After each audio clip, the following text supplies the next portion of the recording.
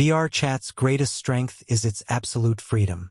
Anyone can be anything, but this total anonymity acts as a psychological shield.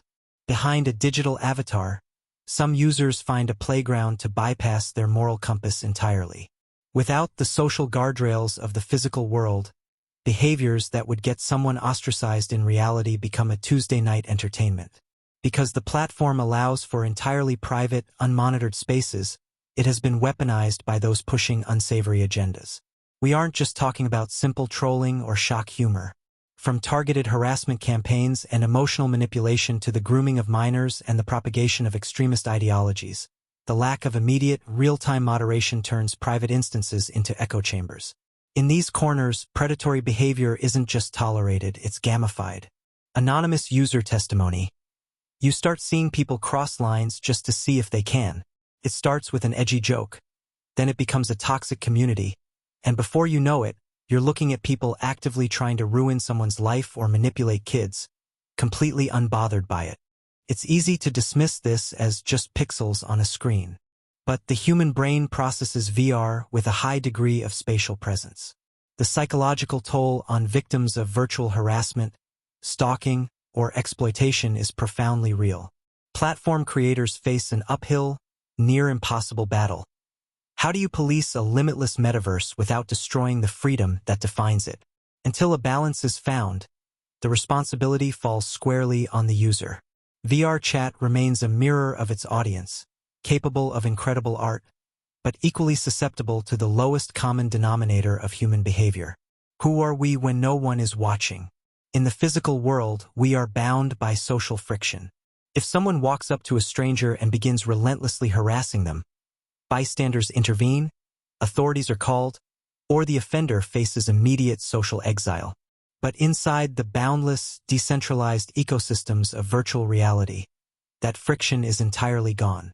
And among the millions of users seeking community, a highly toxic subculture of trolls has found a dangerous new pastime. Weaponizing spatial immersion against the most vulnerable populations on the platform, young children and individuals navigating mental health crises. To understand why trolling in a space like Vrchat is fundamentally different from a toxic text chat in a standard video game, you have to understand the concept of presence.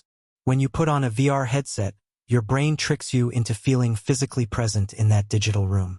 When an avatar invades your personal space, shouts at you, or surrounds you, the psychological responses, the spikes in cortisol, the racing heart, the feelings of violation, are intensely real.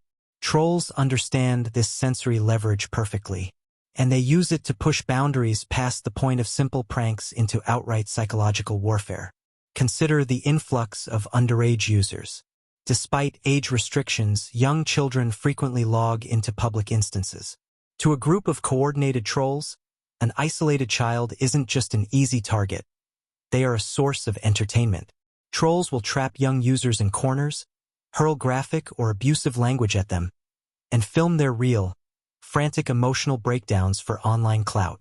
Because children lack the cognitive defense mechanisms to detach the virtual threat from reality, the distress is visceral. They aren't just being typed at. They are being physically and auditorily cornered by terrifying or grotesque figures. Even more insidious is the deliberate targeting of those struggling with mental health issues. For many people dealing with severe depression, trauma, or social anxiety, virtual spaces are a lifeline. It's a place to practice socializing without the paralyzing fear of face-to-face interaction. But predators in these spaces actively look for vulnerability. They seek out users who sound visibly distressed, anxious, or lonely. What follows isn't just casual mockery. Trolls will systematically gaslight them, mimic their triggers, encourage self-harm, or coordinate multi-user harassment campaigns that follow the victim from world to world.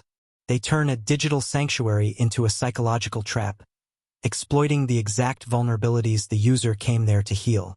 Inside a headset, the line between "it's just a game" and "this is happening to me" thins out completely. The trolls hiding behind anime avatars and meme models know this. They aren't just breaking terms of service. They are testing how far they can break a real person's psyche from thousands of miles away, entirely unbothered by the human wreckage they leave behind when they finally log off. In the digital world, Anonymity often acts as a mask, hiding the identity of those who use the internet to inflict harm. But occasionally, a specific persona emerges whose actions cross the line from standard online toxicity into devastating real-world tragedy. Among the most notorious examples in these virtual spaces is an individual known online as Pickpocket. Pickpocket represents a complete failure of basic social etiquette and human empathy. Operating under the delusion that virtual reality is a lawless playground where real-world morality doesn't apply, they have systematically targeted the most vulnerable users on platforms like Vrchat, specifically targeting minors and individuals openly struggling with severe mental health issues. For Pickpocket, the vulnerability of others wasn't a reason for caution. It was an invitation. To understand the severity of this behavior, you have to look past the concept of simple internet trolling. Pickpocket didn't just throw insults in a chat room. They coordinated multi-user, relentless harassment campaigns.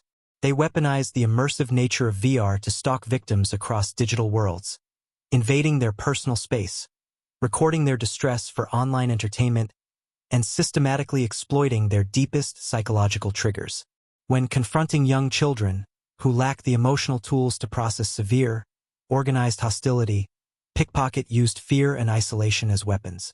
When encountering users dealing with deep depression or trauma, people who often turned to virtual reality as a final sanctuary for human connection. As a direct result of the targeted, he stripped away their remaining support systems.